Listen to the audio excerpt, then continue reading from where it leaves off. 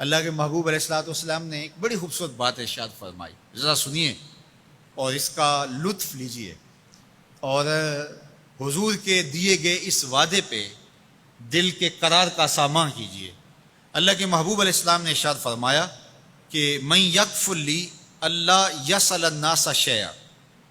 جو شخص مجھے اس بات کی ضمانت دے کہ وہ اللہ کے علاوہ کبھی بھی کسی سے کوئی سوال نہیں کرے گا، جب بھی کوئی مشکل ہوئی، جب بھی تکلیف ہوئی تو وہ سوال مالک کی دہلیز پہ کرے گا، وہ مصلی بچھائے گا اور رب سے کہے گا میرا مسئلہ یہ ہے۔ جو شخص مجھے یہ ضمانت دے کہ وہ اللہ کی دہلیز پہ اپنے سوال رکھے گا، اللہ کے علاوہ کسی سے نہیں کہے گا، اللہ کے محبوب فرماتے ہیں اتکفل لہ بالجنہ، میں اس کو جنت کی ضمانت دیتا ہوں۔ اور یہ روایت حضرت ثوبان رضی اللہ تعالی عنہ سے مروی ہے۔ حضرت ثوبان نے جب حضور سے یہ فرمان سنا تو انہوں نے کہا حضور میں ضمانت دیتا ہوں، میں زندگی بھر اللہ کے علاوہ کسی سے سوال نہیں کروں گا۔ اور صحابہ نے پھر اس پہ عمل کر کے دکھایا۔ صحابی کا کوڑا گرتا ہے اور وہ بھی گھوڑے سے نیچے اتر کے خود اٹھاتا ہے، کہا جاتا ہے جناب آپ نے کہہ دیا ہوتا ہم اٹھا کے دے دیتے، کہا ہاں نہیں، ہم نے حضور سے عہد کیا تھا کہ اللہ کے علاوہ کسی سے سوال نہیں کریں گے۔ تو انہوں نے اتنا لحاظ رکھا اور اپنے وعدے کی پاسداری اس انداز سے بھی کی۔ تو یہ ہے وہ دولت جو کسی بندے کو اللہ صالح اعمال کے نتیجے میں عطا کرتا ہے۔ حضرت حسن بصری رضی اللہ تعالیٰ عنہ فرماتے ہیں کہ یہ کسی شخص کا ضعیف یقین ہے کہ جو اس کے پاس موجود ہے اس پر اس کو اعتماد ہے، اور اس کا جو حصہ اللہ کے پاس موجود ہے اس پر اس کو اعتماد نہیں ہے۔ دیکھیے ایک شخص کے پاس کچھ پیسے موجود ہوں، اس کی جیب میں ہے، اس کے لاکر میں ہے، گھر میں ہے، اور ایک وہ اس کا مال ہے جو بینک میں پڑا ہوا ہے،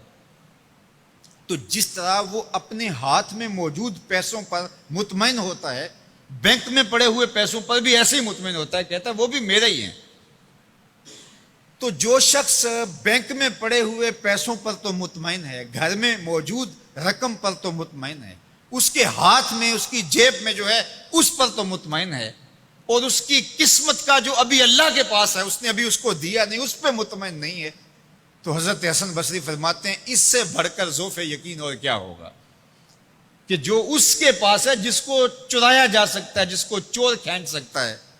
جو گر سکتا ہے، جو چھینا جا سکتا ہے، اس پہ تو یقین کر رہا ہے کہ یہ میرا ہے، اور جو اس کا حصہ اللہ کے ہاں ہے اس پہ یقین نہیں کر رہا۔ تو کہا کہ اس سے بڑھ کر پھر اور ذوف کیا ہو سکتا ہے۔ اس لیے اپنی زندگی میں قناعت کا نور رکھنے والے ہی مطمئن زندگی گزارتے ہیں۔ ابن جوزی نے کہا تھا کہ جس شخص کی زندگی میں قناعت آ گئی اس کی زندگی مطمئن ہو گئی، اور جس شخص کی زندگی میں طمع آ گیا اس کی زندگی گھٹن کا شکار ہوگی، اذیت کا شکار ہو گئی۔ حضرت سہل بن سعد الساعدی رضی اللہ تعالی عنہ سے یہ روایت مروی ہے کہ ایک شخص حضور کی خدمت میں آیا اور اس نے حضور سے ایک عجیب سوال کیا۔ اس نے کہا حضور مجھے کوئی ایسا عمل ارشاد فرما دیجئے کہ اگر میں وہ کروں تو مجھ سے اللہ بھی پیار کرے اور اللہ کی مخلوق بھی مجھ سے پیار کرے۔ ایک عمل ایسا بتا دیجئے اگر میں وہ عمل بجا لاؤں تو اللہ مجھ سے پیار کرے اور اس کی مخلوق بھی مجھ سے پیار کرے۔ اللہ کے محبوب نے اس کو جو جواب دیا اس کا مفہوم سن لیجئے۔ آقا کریم نے فرمایا جو دنیا میں موجود ہے، میسر ہے، اس سے بے رغبت ہو جا، تیری ضرورتیں تو پوری ہوں گی، اس میں تو کوئی شک نہیں، لیکن تیری رغبت ادھر نہ رہے، زہد فی الدنیا اختیار کر لے، تو تجھ سے اللہ پیار کرے گا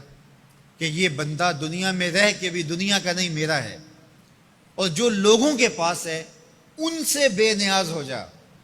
تو لوگ تجھ سے پیار کریں گے، اور اگر تو لوگوں کی جیبوں پہ نظر رکھے گا اور لوگوں کی دولت میں، ان کے مال میں تجھے رغبت ہوگی تو فرمایا کہ پھر لوگ تجھ سے دور ہٹ جائیں گے۔